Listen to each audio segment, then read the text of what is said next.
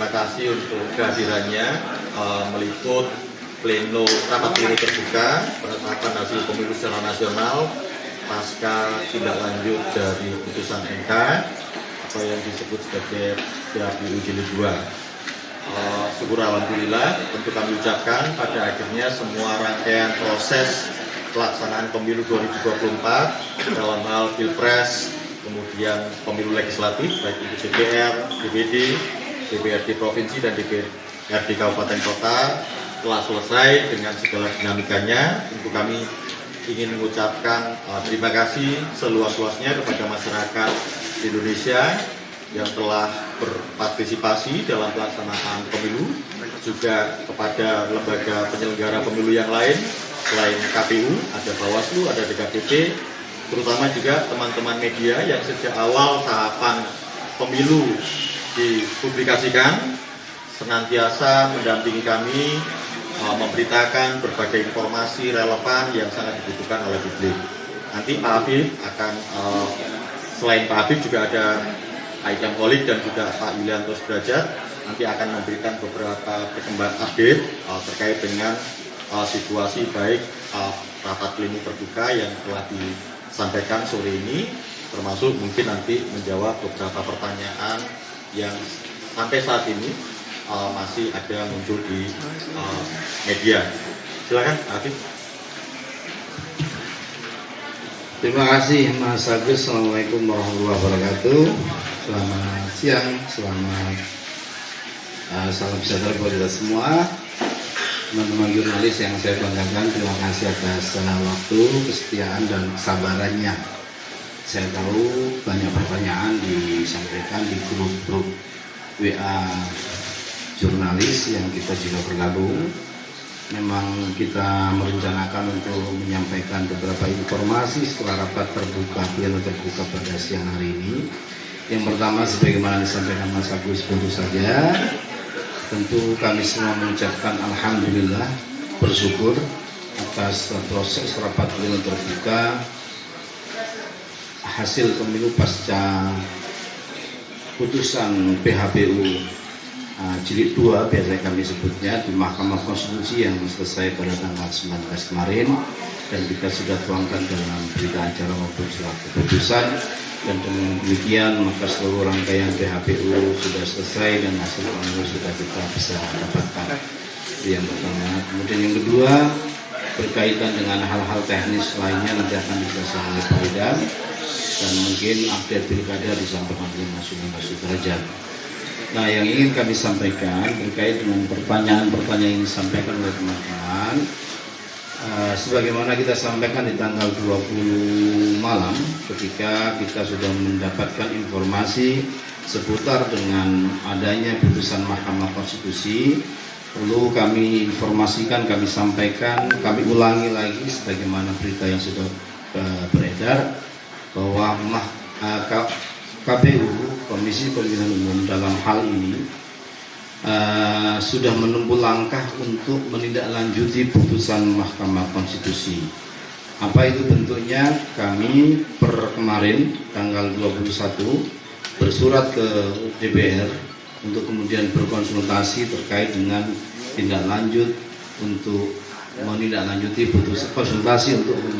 putusan Mahkamah Konstitusi. Kenapa ini kami lakukan? Kami punya pengalaman dulu ada putusan Mahkamah Konstitusi dalam proses Pilpres, putusan nomor 90 yang saat itu dalam perjalanannya kemudian kami tindak lanjut, tetapi konsultasi tidak sempat dilakukan karena satu dan lain hal, dan selanjutnya dalam aduan dan putusan DKPP kami dinyatakan salah dan diberi peringatan keras dan keras terakhir. Nah, karena yang kami tempuh ini sama, maka proses prosedur yang sudah pernah kami lakukan dan saat itu tidak terlaksanakan, ini sedang kita tempuh. Jadi kalau pertanyaannya apakah KPU menindaklanjuti putusan Mahkamah Konstitusi, kami tegaskan KPU menindaklanjuti putusan Mahkamah Konstitusi dengan jalur satu. Kita mengkonsultasikan dulu tindak lanjut ini karena dulu pada Pilpres kita juga menindaklanjuti putusan Mahkamah Konstitusi, tapi ketika proses konsultasi tidak kita lakukan, itu dianggap kesalahan yang dilakukan oleh KPU. Nah, selanjutnya tentu karena juga masih ada waktu terkait dengan tindak lanjut ini akan digunakan terutama untuk pendaftaran calon kepala daerah yang mulai dibuka tanggal 27 sampai tanggal 29 Agustus 2024 hari Selasa. Jadi kita berusaha berkomunikasi dan mengkomunikasikan, termasuk sudah menyiapkan draft ya Pak Idam untuk bentuk tindak lanjut dari putusan Mahkamah Konstitusi tersebut. Saya kira ini sudah clear untuk menjadi informasi yang bisa disampaikan teman-teman ke khalayak, jajaran kita semua, para masyarakat pemilih dan seterusnya. Tentu jalur-jalur konsultasi dan apa yang kita lakukan ini semata-mata tertib prosedur sebagaimana pengalaman yang sudah pernah kita alami, kita dapati dalam penindaklanjutan pelaksanaan tindak lanjut dari putusan Mahkamah Konstitusi. Selanjutnya saya persilahkan nanti Mas Idam, Mas Derajat untuk menambahkan. Terima kasih.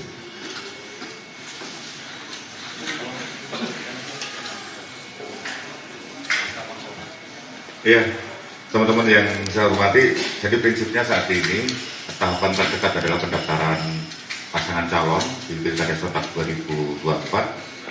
Kami sudah melakukan banyak hal pembekalan kepada seluruh jajaran KPU provinsi dan KPU kabupaten kota, karena pendaftaran tinggal hitungan hari lagi, tanggal 27, 28 dan 29. Di sini seluruh jajaran KPU provinsi dan KPU kabupaten kota sudah siap melaksanakan pendaftaran bagi pasangan calon. Berikutnya saat ini juga KPU tengah mempersiapkan rancangan PKPU, yaitu tiga rancangan PKPU, yaitu PKPU tentang kampanye untuk kemudian kepala daerah dan wakil kepala daerah, kemudian rancangan PKPU untuk dana kampanye, dan yang ketiga adalah rancangan PKPU tentang perlengkapan pemungutan suara dan penghitungan suara. Dan prinsipnya akan segera digelar konsultasi terkait agar segera diterbitkannya tiga rancangan PKPU tersebut untuk menjadi dasar dalam proses tahapan Pilkada serentak 2024. Terasa itu ya update-nya untuk Pilkada serentak 2024. Terima kasih. Baik, itu teman-teman ya. Terima kasih.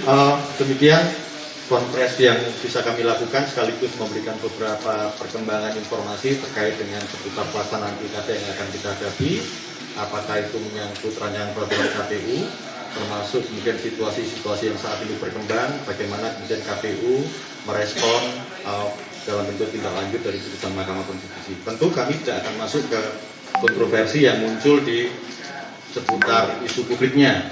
Yang jelas, putusan Mahkamah Konstitusi kami tidak lanjuti. Tentu saja kami berangkat juga dari pengalaman 2024 lalu pada saat penyelenggaraan pemilu untuk Pilpres dan Pileg.